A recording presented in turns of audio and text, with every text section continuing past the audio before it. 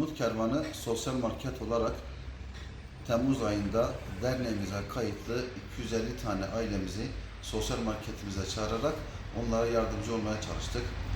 Giyim ürünlerinden gıda maddesine, temizlik paketlerine kadar ihtiyaçları neyse marketimizde diledikleri gibi alışverişlerini yaptılar. Kendilerine dağıtmış olduğumuz umut kartlarla yılın belli aylarında gelerek sosyal marketimizden alışverişlerini yapabiliyorlar. Rabbim bu konuda bize destek olan hayırseverlerimizden razı olsun. Dağıtımlarımız sadece bu aile sınırı değil, yıl içerisinde yine ailelerimize yardımcı olmaya devam edeceğiz. Umut kartlarımızla Van'daki ihtiyaç sahibi ailelere umut olmaya devam ediyoruz. Tüm hayırseverlerden de bu konuda destek bekliyoruz. Rabbim hepinizden razı olsun inşallah.